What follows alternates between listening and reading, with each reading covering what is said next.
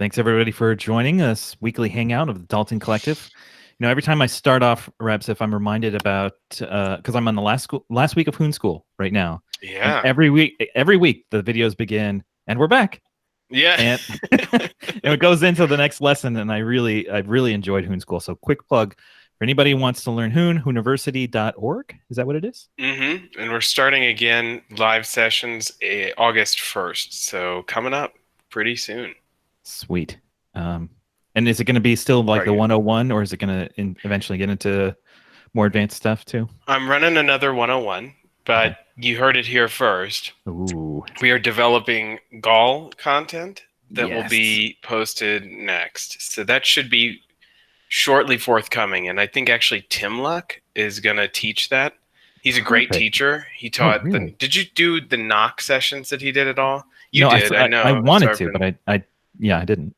Oh, it was I'm great. about to. It I was just going great. to do that next week. His material is really, he's incredibly smart. His material is really well constructed. His thought process about it is very clear. And I think he's a really good teacher too. So we should have some really cool results coming out of that soon. Excellent. Well, that's a good, actually, a segue into some of the stuff that I've got planned for today. So I'll just do a little short presentation like we always do. Okay, here we go. Dalten Collective. What's the hypothesis? Okay. So I had a chance to kind of walk through this again this week with somebody who didn't know about Dalton, and I kind of phrased things a slightly different way that was a bit older and didn't quite use the same language, but I thought I'd reiterate it in this simple way. Nope, we lost him. In a lot of ways, it's a kind of permanent designation. Once you're part of Dalton, that's it. You're that's a whole lifelong thing that you can hold with you, unless you choose to quit yourself or some other reason. So in that way, it's kind of like, the Catholic Church, where once you don't have to go every Sunday, and you're still a good Catholic as long as you sort of do confession, I suppose. But you can also be excommunicated. So not an exact mapping there, but it is interesting to think about what it's like to be a part of an organization that it's a permanent designation, right? Where members are more important than what it is that we do, for the most part. But what we do has to be, or is meant to be, sustainable in the way we make money from doing the things that we're doing, so that we can choose to either supplement our income with Dalton or dive fully into it and actually earn a full living by the things that we do. Or even if it's not a source of revenue, it could even be some other benefit or some other sort of compensation. But it should be sustainable, which doesn't necessarily mean that it's like wildly profitable and meant to grow exponentially. No, it's actually just meant to sustain itself with enough resources to keep it and us going. That's kind of a subtle difference between like a normal company and maybe something like what Dalton is trying to do, which is something kind of more like what a guild does. Guild isn't really trying to take over the world with stonemasons or anything like that, but it does want to make sure that all the stonemasons are taken care of.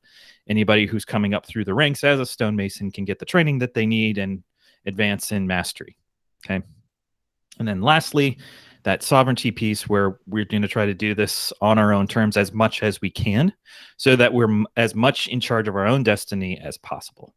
So there's a lot of reasons why this might be beneficial. This is not a hard and fast rule in the sense of we're going to do everything on our own and everything with our own infrastructure, but we're going to have that leaning or that bias so that we do, for the most part, have control over our communications, over our own computing, over our own all of that stuff. So that I think that gives us a better shot at success, or at least removes some possible failure scenarios. Okay. So that's it for like the presentation. I didn't have any mood that I felt really captured what I've been sort of feeling this last week or so, but I did want to take some time and talk about trust, reputation, and membership, kind of all of those things put together. And so I reached out to a friend of mine. His name's Dan Connolly. Dan was part of the group that founded the W3C, and he did a lot of work with the W3C for a long time. He worked with Tim Berners-Lee for forever, back in the early days of the World Wide Web. So this is www, all that stuff. And they've had some notion of this kind of basic primitive of either reputation or trust for a long time. He calls it the trust metric. And I'm going to, so there's a couple articles on Wikipedia about sort of what this is.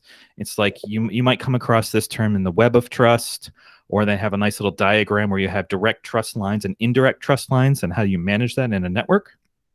Because there's some network, I guess, topology that needs to come into play with whether or not you decide that you can trust someone else or not. But he's actually implemented it a couple of times. And so I'm going to, in the chat here, I'll paste this link so you guys can have it. Oh boy, here we go. All right.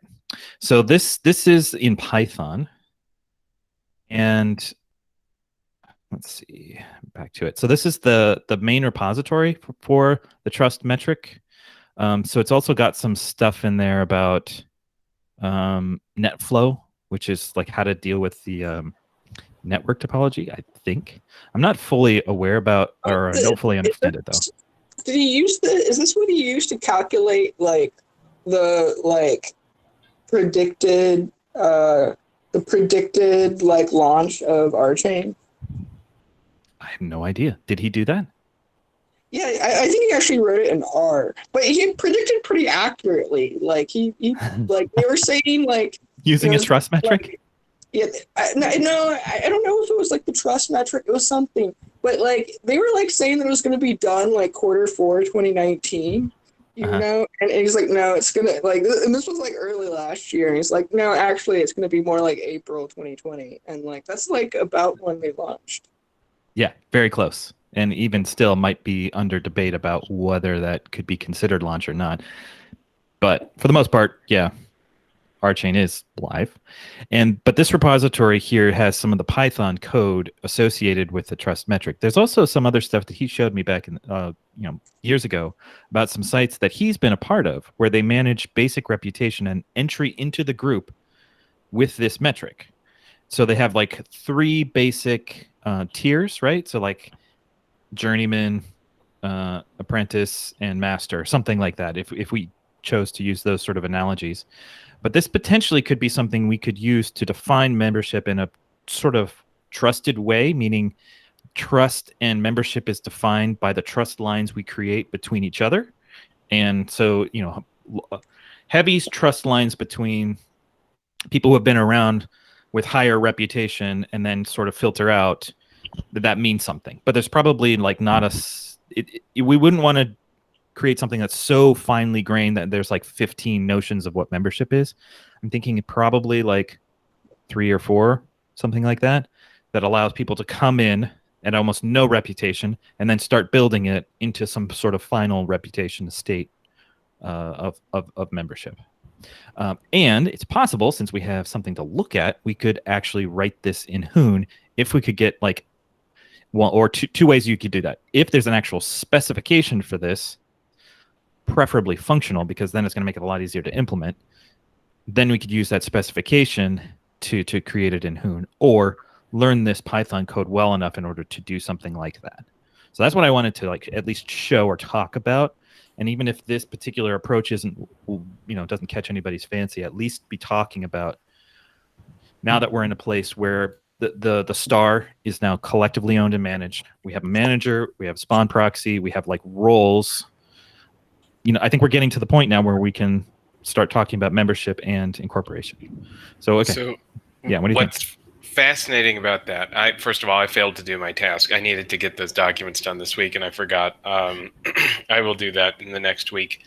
What's fascinating about this is there is already some movement in Urbit to try and achieve something very much like this. I actually just invited Rizruk, one of the other guys from University, to join this meeting to see if he'd talk to us about it, because he has made some extensive thought exercise around this work and like how it might look and how those indirect trust lines might look and how you could have different vectors of reputation on Urbit. And I think maybe his plan is beyond comprehensive for what we're trying to achieve here, but I think it's in the same vein, and so very interesting. Yeah. And this is also something exciting on one hand because, in Urbit, we've been talking about these basic primitives where you can hang reputation on, but all of the reputation is just stored in our heads right now. Like, do I recognize this Pat P? And have they been around for a couple months? Have they breached at least a few times so they know my pain? Like, that's all we have, right? But it would be really nice to have something that's just a little bit more formal, such that I can actually do some business with somebody that I don't know, right? Or even accept a chat from somebody I don't know based on something. Because I had this experience too. I won't name Pat P's, but I got a DM from somebody and I was like, oh, I always accept DMs. And it was most of the like nothing, there was nothing immediately weird about the conversation, but it did get a little weird. Like, I don't know you really don't know me. Why are we chatting here? You know what I mean? Interesting. Yeah. That is kind of weird. I haven't had that yet. Yeah. This is the first time I've had that happen. And again, it nothing happened. It wasn't nothing. Yeah. They didn't try to troll me or anything like that. But it just was like, okay, well, I felt rude not to accept it, but I didn't have any reason not to. There are some kind of like, I wouldn't call them griefers, but I would call them like pretenders that I see sometimes. We've had a couple come through the universe where it's like I don't know if you remember, I spotted this guy from a mile away, right? Like he came in and he was talking big game, and I was like, that guy has no idea what he's talking about. Like he knows less about what he's talking about than I do, and that's saying something. And then he was the guy who, I don't know if you saw this, but was in Urbit Help talking about buying Tlon. Oh, What? that No, I did not see that. I swear to God. Yeah. It sounds like a rich trust fund kid or something. I think he's just a very aspirational young man. Like, I don't think he even had a ton of money or anything. He's just wanted to say it. Yeah. Trying to talk, like a business person, with a capital B, and sweet guy. It's like, bro, I'm gonna buy your company. Right. Right. Make you an offer you can't refuse. But having that kind of, like, there were some people who were legitimately trying to communicate with him. They were like, I don't know are you sure you know what you're saying right now? That kind of thing. And he also was asking, how much is it to buy a star? How much is it to buy a galaxy? And it's like, no one needs to really entertain that. Bless his heart. If he's watching this, I don't mean to say that you shouldn't aim to buy a star or a galaxy at any point, but you probably don't need to entertain those sorts of questions from that kind of non-serious person. You know what I mean?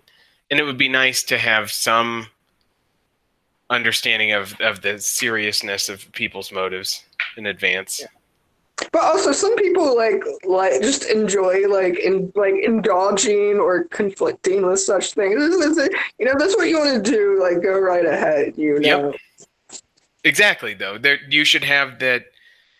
The choice. I think, yeah, and that's part of like the difference between a griefer and like going into like the Monty Python sketch of, so you'd like to buy an argument, you know what I mean? And he's like, oh no, this is contradiction. Well, if contradiction's what you're in it for, and you see that somebody has like a high griefer score, knock it out, dude. Like, go for it, and that's fine. I mean, I can expect to see maybe like a couple different fronts. One might be like sort of like something that's like totally public. Some might be something more akin to like, like a Twitter block list or something, right? Where like, it's kind of like, honestly, what this kind of is like peer-to-peer like dossier for like a decentralized intelligence agency. It's like a dossier net, where people can share like tabs on like people and ideas and like whether or not like they make sense, or they to be trusted, or they going to betray or attack you in some manner. Like what is like the sort of privately collected set of information which we have that indicate this person isn't to be trustworthy, how valid is that information, and so on. And I'm also thinking of this in a specific context, meaning not global. Or reputation doesn't span Urbit or span even groups. It just has to be specific to our needs.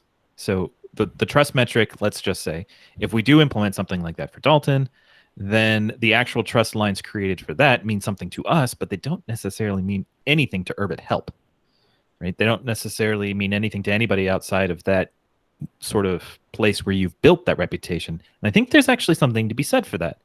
Like, your credit score is a really bad way to determine whether or not, this person is going to be a good friend. That's just not the way reputation works, it seems. Yeah. One of the other things that the guys were talking about, it was Tim Luck and Rizrek, was like being able to scry other people's trust understanding on multiple vectors. So like, suppose that maybe I'm a good scientist, right? But I'm maybe not a very good theologian. You might not care what my trust of theology metric is on any given individual, but you might care more granularly what my trust on biology or chemistry is on a given individual. And being able to peer through in that way and trust other people's trust assessment in specific vectors based on your own trust of them would be helpful as a metric.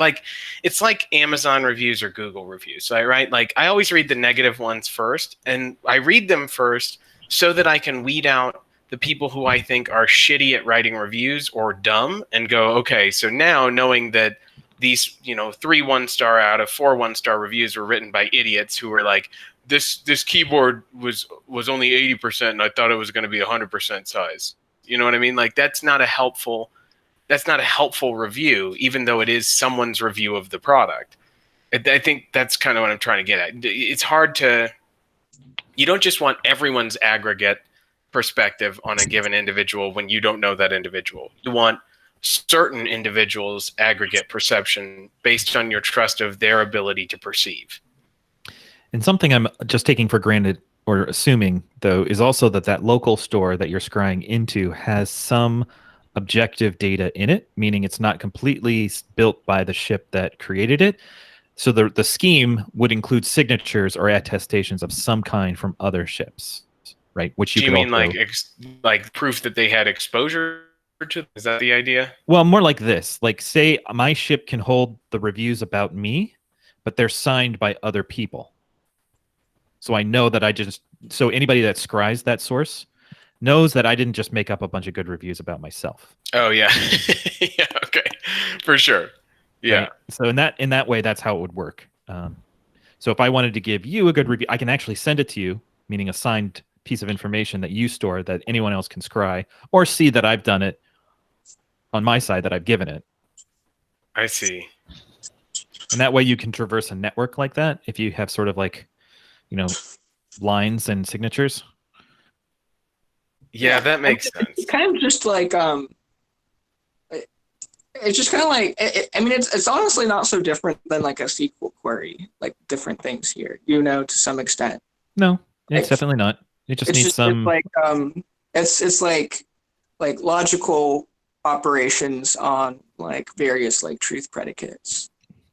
But there can be many also, just getting one step back, there could be a general agreed upon protocol of variety around either expertise or topic, which people might choose to implement over and over again such that they become useful to most people in the network. But it might not apply to what we're trying to do. Yeah. In which case they're separate contexts. But but was it Rizruk that had actually done some work on this? Yeah, he's been thinking about it quite a bit. Okay, well, if he nothing else, executed anything to the best of my knowledge, but I can try and get him maybe on next week's meeting and see if he'd have some time to talk to us about it. Sure, and he could also watch our ramblings too. Hopefully, it was not too long or too boring, but so at least he has some context about where we're coming from. Because I think in terms he's a pretty rambling, boring guy himself, so he'll be fine. All right, but that would be cool to make some progress in this area, so we could, because right now we know who's on the multi-sig, for example, right? And that's what we know, and then we also know who has, we have 2 sort of titles, I guess, so we know that. Other than that, we really don't know anything about who we are, at least in any sort of objective way. I mean, we have a general idea, meaning everybody on this call right now is regular, totally knowable, but at some point that might not be. A few things that I note maybe is like, I mean, I think like kind of what this is like usefully paired with is like the structure of Dalton, like name, maybe certain sort of trust at certain levels to gain entry to certain parts of things, but also kind of like, if you have like multiple, like, say there's like certain like teams which form, like in Dalton, like maybe like, you want to measure like, does that team work together? Are they like, do they follow through on their commitments? Are they not? Are they only working for themselves, and like not for Dalton as a whole, and I mean, I think like, I think if like looking at Dan's thing, I can only inspect it so much, like while I'm in the middle of the call, but it seems like part of it is like also like sort of like various operational things, and so I think, even like very early on without too much built, like, like just, keeping records, like, of like operational things and like commitments, like committed on time, like what was like, the difference between the expected versus like the deadline, or the expected versus the reality, like, is this like a recurring thing? Should we basically like, just if somebody's like frequently bad about predicting about how much time something's worth, it doesn't mean like, you just don't trust their estimation of time. You could even use your data to be like, well, if this is like, like we've got we are able to statistically say that if you think it's going to take 4 weeks, it's actually going to take 6 weeks. Sorry, that's how we're evaluating the situation, and so on. Mm-hmm.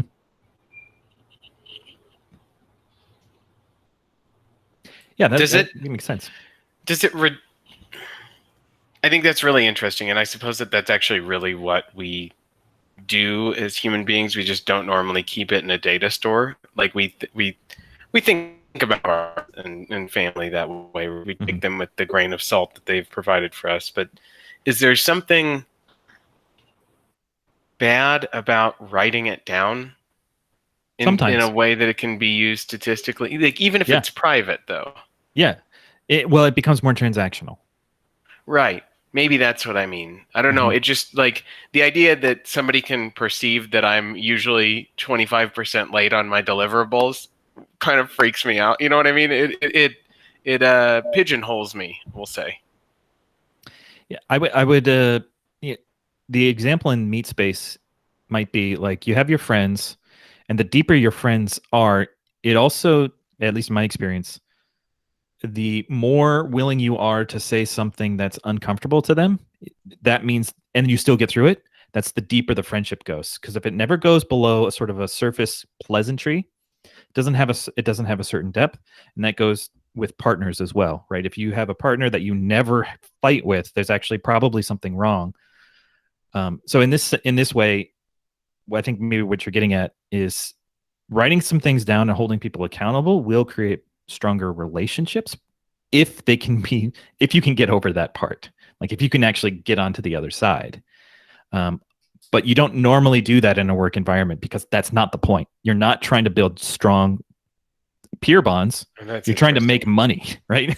So you actually do keep it really surface level, and all of the aggression tends to get like passive aggressively pushed to HR to deal with, like getting people out and like, I don't like you, and all the work drama that happens there tends to try to be like formalized just to get the work done. It also becomes more like intrigue from my impression, which I don't have too much firsthand experience in like professional corporate life, but I have a fair amount of secondhand. That's like, if you want to try to get, if you think like, like the CEO is making a bad decision, but you're just like, like an engineer or something, and it's like, hold on. And then you have to like talk to people who have like greater sort of authority and like rapport and like ability to like say such a critical thing to the CEO, and you have to like launder it through like back channels in order to make it happen.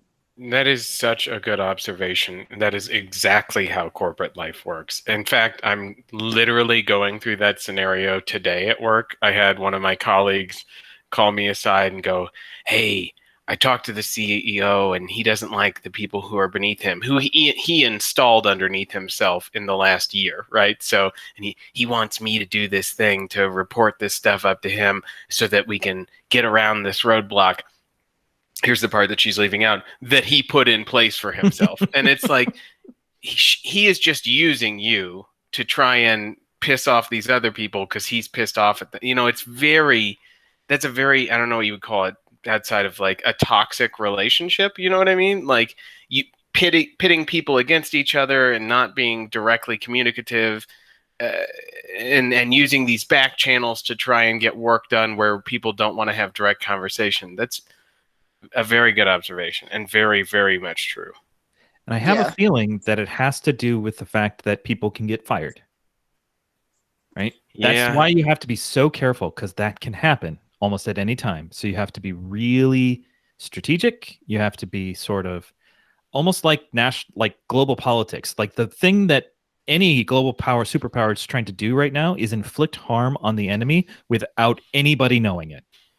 Because they do not want to be pinned with it. Right? It's the same kind of structure. But if nobody can get fired, so to speak, the dynamics change. Like, I'm going to have to live with this person. So what do I do? Yeah. There's also like, I think there is like some utility in that. Like, I think it expresses itself very frequently pathologically. But like, what I mean by the utility though is like, I mean, a simple case would be like,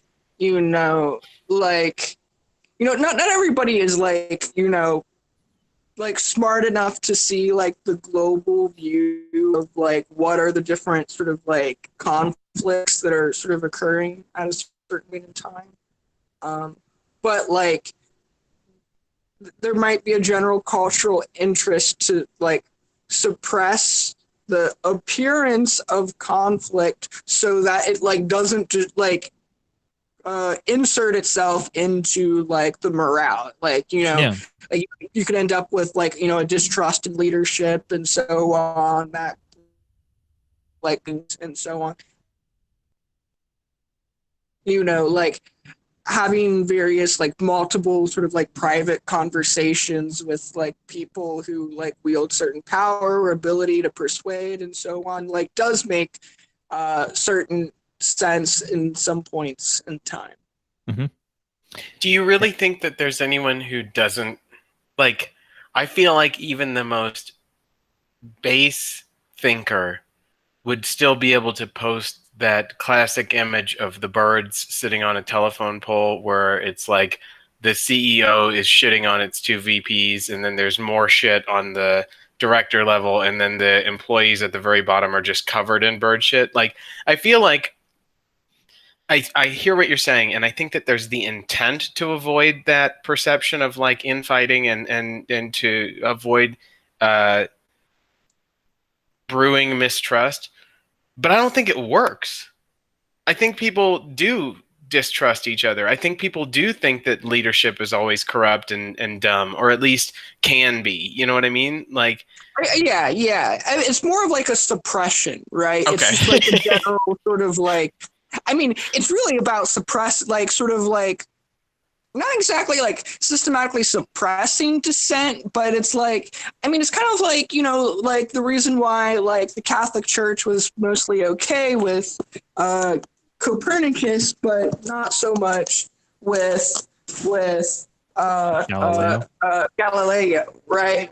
Because like Galileo was like publicizing it and kind of being a little bit of a rabble rouser, which sort of like calls into question like the legitimacy of like theology as such.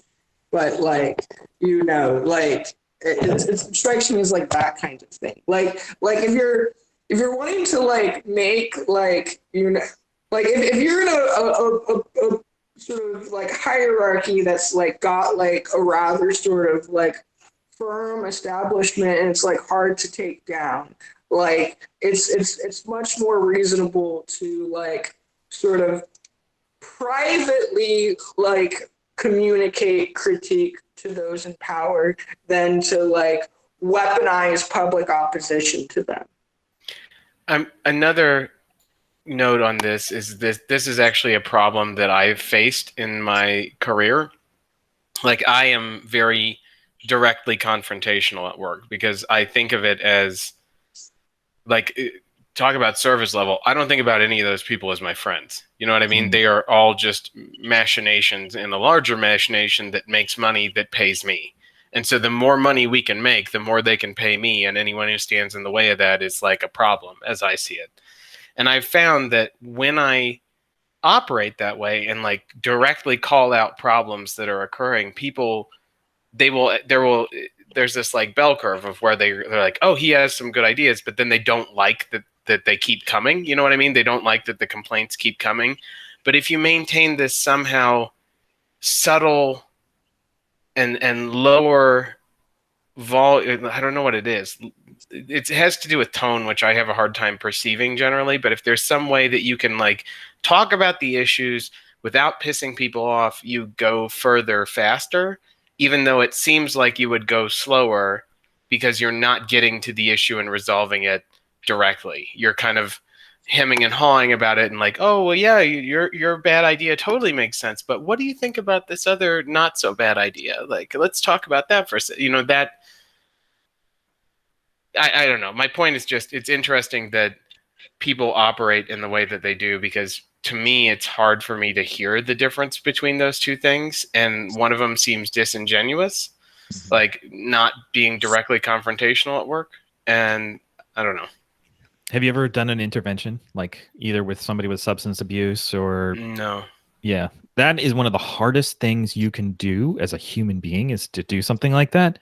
Because Yeah. what I mean by intervention is you're not just yelling at somebody you don't care about. You're trying to reach somebody that you desperately love, that they're destroying their life, right? And you can't go at it to the tack of, hey, just what do you like? What's going on? This is dumb. Stop doing this, right? I mean, you can, but they just sort of like, either they melt because they're just full of shame and regret, or they just fight back because that's like your fight or flight response.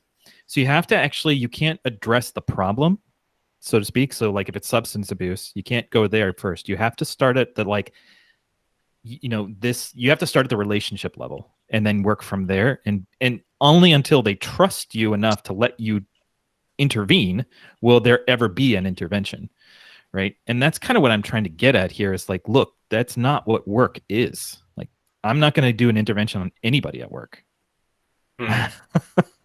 Right? Neither should you, probably. Right. But on some weird sense, this is also not our family, right? But is there some weird mesh hybrid in the middle that's kind of like, we can be as open, as vulnerable as one can be on the internet, whatever that means, right? Because we're still not in physical proximity to each other. Right. Where we have enough trust that we can have an intervention if we needed to at some level of the organization, but we can still get work done and like, get the bills paid. And I don't know if it's going to be all like, if Dalten could be all of that, meaning like he can actually support all of us, or if it's going to be an interesting project that we can do that supplements, or, maybe it just turns out to be something else that we just never really thought about. I don't know, but I think it's worth trying. It's really interesting. Yeah, definitely. I think there must be some spectrum there, because I think you're right that, and I like the workplace that I'm at right now, I think is oddly closer towards familial than it is towards like austere and corporate. And they're like somewhat afraid to fire people, or like chagrined by needing to fire people or something like that. And so, and also chagrined by like having to have negative conversations. And so there is a lot of like relational speaking with people.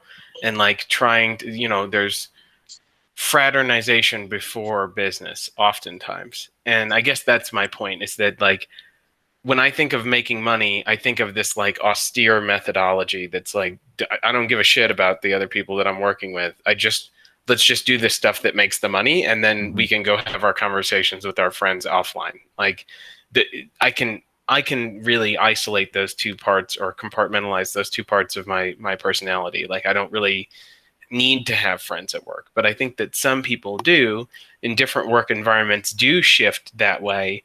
And you're saying, what if we can you still have a successful enterprise that operates further onto the familial side of the axis than even, like, let's say just the average company does?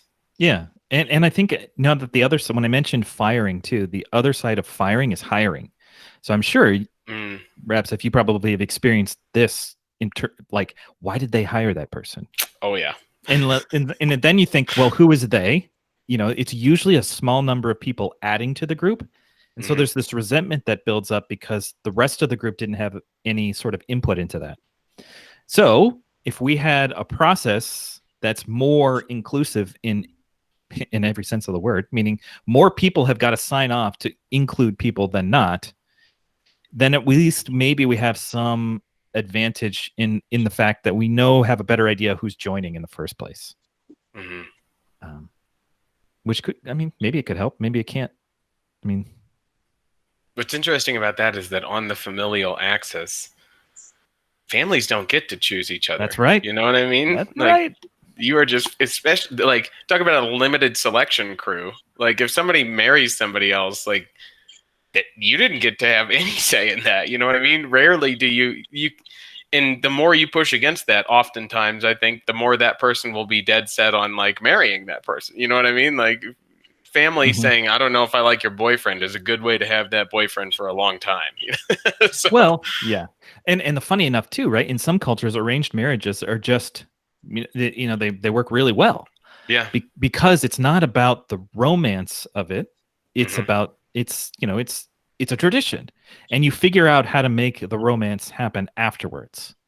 Maybe this is a little bit like a sizable amount of like not always. It depends on the culture, but there's commonly like some consultation. Right? Right. Like it's not like, oh, you're gonna marry you off to like this guy. Yeah, this ugly, like wealthy, like like aristocrat or something. It's like, oh, you like that guy? Oh, his family's going places. Like whatever. But if you think about the familial relations we do have input in, which is essentially your partner, your pair bonds, those that take that more seriously than not, I think, tend to work out better. Meaning, if you're not just sort of driving by the romantic feelings, which go away after some time, and you're thinking about this as a commitment and as a partnership and as an enterprise, right? Then it tends to be a different sort of relationship over time, but it's still hard. It's still really hard. And you still have to make a commitment because stuff's going to happen. That's like, why did you do that? Yeah. And sometimes it doesn't work. So I think there's a lot of things to be thinking of in our, like, that we experience in our relationships that we can try to build on. A number of interesting things there. One thing that's kind of interesting is like both kind of like, and Rob sort of made the point of the difference between like on one side sort of like being like, all right, like I'm at work, like I'm here to like make money, versus like, oh, I'm gonna like like not at work, hang out, talk with friends, and like that sort of like separation. One like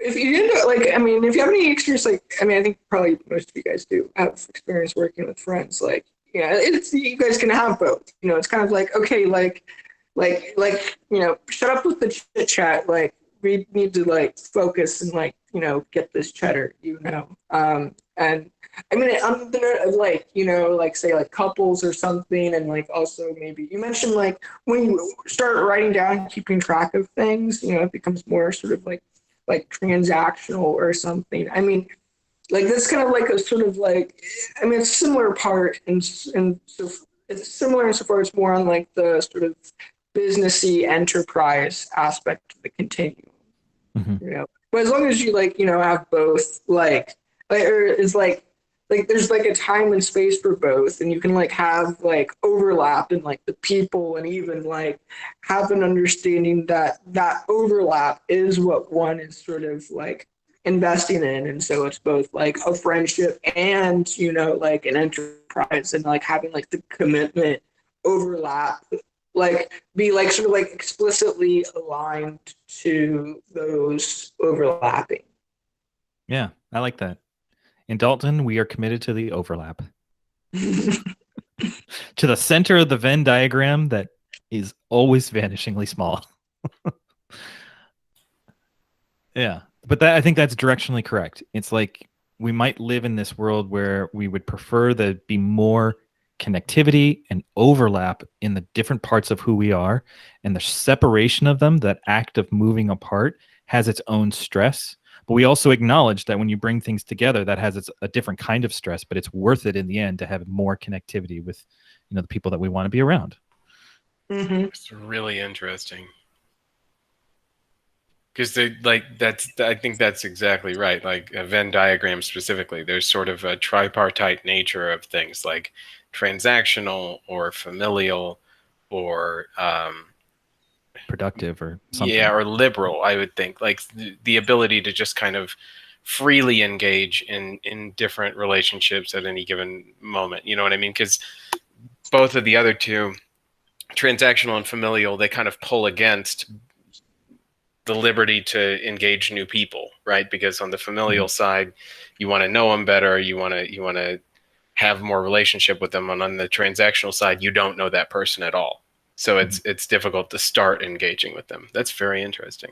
There's some interesting things there about the internet too, right? Meaning the people you're in physical contact with, by definition, for a lot of times you have closer relationships with because there's more bandwidth or whatever. And right here, we have almost like an artificial barrier, but it also can prevent, or maybe it puts boundaries on things. Maybe it's more like guardrails than anything else. Maybe. Something I was thinking about was like, there might be like a certain sort of conception where Dalton is kind of like a network to some extent. Like, I mean, actually contextualizing it within Urbit is kind of interesting because like, like Urbit has like a very well-defined structure in terms of like stars, galaxies, planets, or whatever, but it's like entirely reduced to just that like networking level, like and so there's like a great tolerance of like heterogeneity of like how people engage within that very strictly architected sort of thing. Similarly, I think maybe like Dalton, like the organization network proper, which like I don't know, sanctions various common activities amongst like them, or like sort of regularizes or something, like plays like that sort of like strict but like minimal level. And then like like there will probably be like different people who might like, I mean, like a good example would be actually like, I mean, if it is like very much of like a fellowship, then people kind of have their own enterprises, and it's like they like are like sometimes like they like invest in the collective, and like sometimes like they sort of like get resources from it, and like also like, and I think probably like maybe this is like the route, if this is like the route that it evolves to, it's just is kind of like it's almost kind of like just like a social trust overlay in terms of like being able to like help facilitate um various like interactions. It's like it's kind of like it's, I mean, to a certain extent actually, maybe not arranged marriages, but like matchmaking. But like not matchmaking necessarily at the level of relationships. I don't know, maybe we get into that business, who knows? But like also like mentor relationships, business relationships, and so on, and sort of just like facilitating that process where like the transactions might actually be localized to certain parties, but like for larger things, maybe with like lots of collective buy-in, then like, it might be for some larger like joint effort. Yeah, and in some ways too, I don't think this is really a new idea. Like, I think fraternal organizations of all kinds are pretty similar, at least. Yeah, absolutely. Yeah, but they're physical, right? So in that way, we're different in that respect. We don't have a lodge house, something like that. Right. Be a lot cooler if we did. I was just thinking that, though. I was absolutely just thinking that. I was like, well, it would be cool if we did, though. And I actually think we should. We should have. I was actually thinking more like a retreat center, like Camp David or something. Where we can go to do that. Yeah, definitely. I mean, we have a digital lodge. We do. Yes. Sig Dalten Fast General. Sigfoss. Yeah. I was just watching. I told Phonics to join, incidentally. I don't know if she's going to make it. Oh, she was probably, but I thought we were kind of wrapping up, so I've been denied her entry. So you can let her know she's been denied. Oh, okay. And she can join us, later, but not right now. I think it's.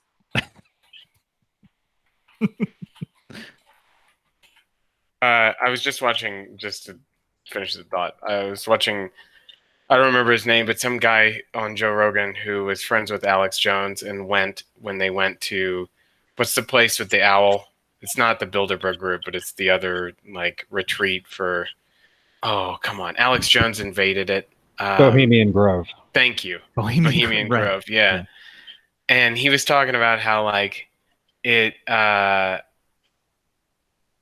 was like way more plebeian than he thought it was going to be, and it was like just a bunch of people kind of LARPing and having fun together, and that there is weird like rituals or whatever, ritualistic behavior there, but it's really just a bunch of people having some form of community that they can, and that's, I think that's true across a lot of different, like my grandmother is part of this group called PEO.